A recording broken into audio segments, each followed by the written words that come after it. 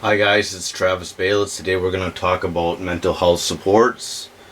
This is really important for you because this is your backup, your spine, you could say, for your mental health. Well, let's just get up and begin. One of the most important person when it comes to your mental health is a psychiatrist. Psychiatrists are all around, however, they are few out of many. And not only that, it's very difficult to find a good one. As I stated in previous videos, I had good psychiatrists and bad psychiatrists, and the good ones are the ones that allow you to take your own action, your own step towards improving your mental health. However, if you're having problems finding a psychiatrist, it's always best to seek other resources that might be out there. A therapist might help, ARMS might help, ILS might help, a CADI case manager might help, or a DBT therapist might help. How I found my therapist was actually, I think it was actually through my mom. So even family can help when it comes to finding a good psychiatrist.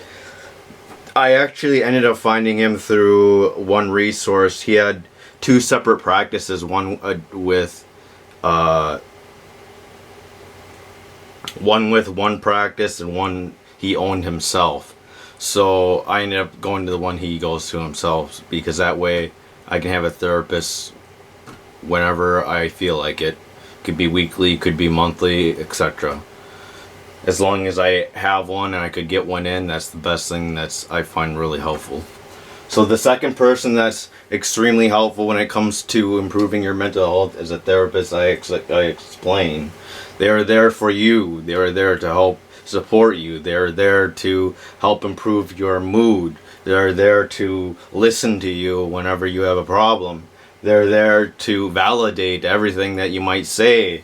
They're there to just be the backbone of everything that comprises of you. You need to be in charge of your life, but this therapist can help give you advice, if that makes sense. The third person that's pretty important is ARMS. I've had it not as often, but it was helpful in the part that I've only seen them.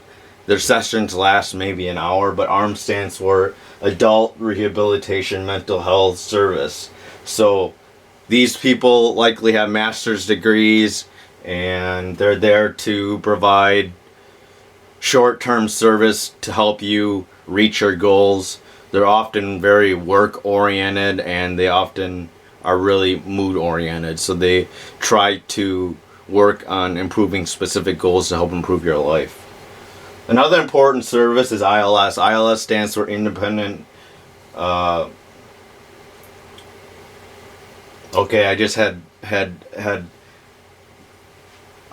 Independent Living Skills. That's what it stands for.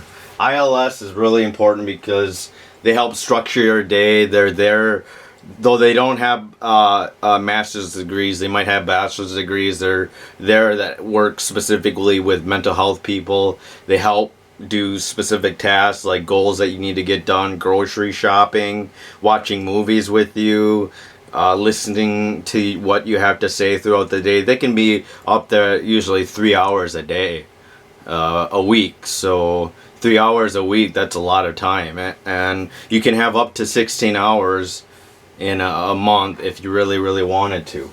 However, in order to get ILS services, it's important that you have this. A CADI case manager. A CADI case manager does threefold things for you. They help provide housing. They help provide employment services. And they provide ILS services. In order to get a CADI case manager, you might have a case manager. Talk to them about a CADI case manager and taking a specific exam in order to get the CADI case manager. A CADI waiver is what you are on to get specific services like employment, like ILS, like housing. They allow you to get these resources that you really need to get to when it comes to improving your mental health. The next one is a DBT therapist. If you go to DBT groups, you can always talk to this therapist that is there. They're there to help you and support you, and there are people there that might be able to be willing to give you some advice, knowledge, specific things when it comes to your mental health. Last but not least is family, friends, and night groups. Night groups can include DBSA, Depression, Bipolar Support Alliance, and NAMI, National Alliance of Mental Illness. These are two groups that have specific groups at night that you could join specifically for people with depression, bipolar disorder, schizophrenia, things like that. Now it's important to know that these groups happen on a monthly basis, and they don't always happen all the time. So in terms of if you're looking for resources right away, these aren't the best resources to go to if you're looking for people to find on a repetitive basis. However, if you have friends, family, that's always good to have. It's always good to have these type of people when things get tough. When things get tough, you want to give up. But these people are there to help make sure you can get through what you are going through. If they are not there, they're not true family and friends. These people should be there for you, to support you, to be your bedrock, to be able to basically help you live your life.